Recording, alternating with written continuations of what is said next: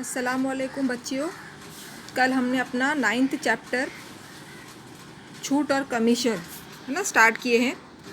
उसमें पहला पार्ट है छूट, जिसे एक रियायत भी कहेंगे, इंग्लिश में डिस्काउंट। ये आप कल देख चुके हो। छूट और रियायत ये चीज़ें कारोबार में मिलती हैं, है ना, ख़रीद और फ़रोख्त में होती है। छूट यानी किसी कीमत पर छपी हुई कीमत से, किसी चीज़ की छपी हुई कीमत से कुछ कीमत कम लेना छूट है। आपका कल 9.1 हो गया है जो छूट पर थी मश्क।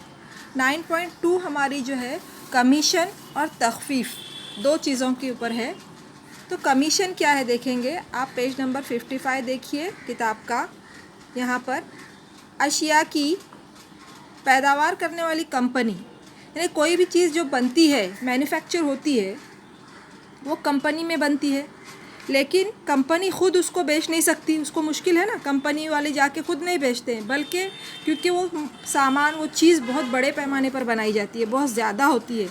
तो उसके लिए फ़रोख्त करने के लिए कंपनी कुछ अफराद को अपना माल देती है कि आपकी ज़िम्मेदारी है कि ये चीज़ें आपको ये एरियाज़ में, ये दुकानों में पहुंचानी है।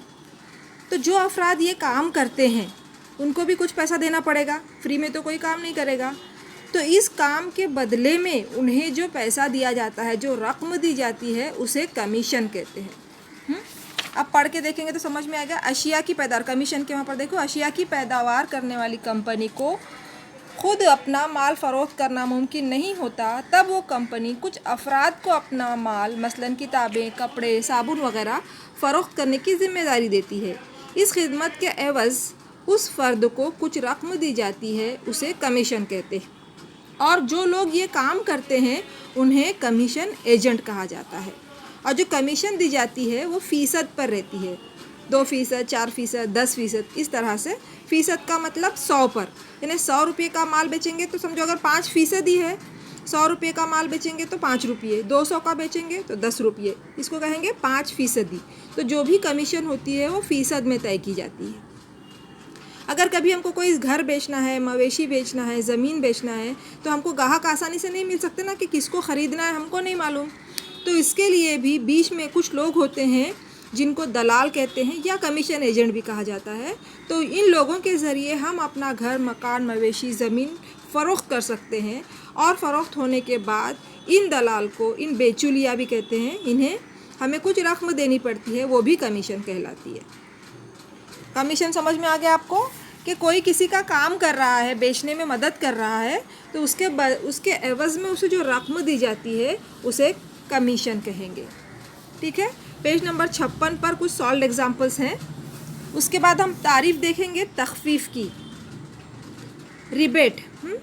तो यहाँ पर भी छूट ही है, तखफीफ भी छूट है, लेकिन इस छूट की वजह से जो दुकानदार कम कीमत लेता है, वो जो बची हुई कम कीमत है, वो कीमत उसे सरकार अदा करती है, हुकूमत अदा करती है। जैसे यहाँ पर दिया हुआ है, देखो, खादी ग्राम उद्योग भंडार, हाथ माग वगैरह के कुछ कंपनीज ऐसी हैं जो किसी ख़ास मौके पर, गांधी जयंती का मौका है, आप देखे होंगे कभी 15 अगस्त के मौके पर हमको मॉल में कुछ चीज़ों पर छूट मिलती है ना। तो गांधी जयंती के मौके पर अगर वो कोई कपड़ों की दुकान वाले हमें कुछ छूट दे रहे हैं, तो अब वो दुकानदार को तो कुछ पैसे कम देने पर मिलेंगे उस छूट की वजह से। तो वो जो कम रकम है, बची हुई रकम जो है, वो उसको हुकूमत अदा करती है। यानी समझो दुकान में 10 रुपये की चीज़ है, वो हमें 8 रुपये में दे रहा है, तखफीफ के ज़रिए 8 रुपये में दे रहा है, तो उसको 2 रुपये कम मिले, तो ये जो 2 रुपये हैं वो उसको हुकूमत अदा करती है। इसे कहते हैं तखफीफ। यानी छूट की जो कम रकम है, जो कम रकम मिलती है दुकानदार को, उसकी भरपाई हुकूमत करती है, उसे छूट भी कहते हैं और तखफीफ भी कहते हैं। मुख्तसरन तखफीफ यानी एक ऐसी किस्म की छूट होती है जो मखसूस शर्त के मुताबिक मंजूर शुदा इदारों को हुकूमत की जानिब से दी जाती है। ठीक है, ये हो गया कमीशन और तखफीफ। अब हम एक्सरसाइज शुरू करेंगे 9.2।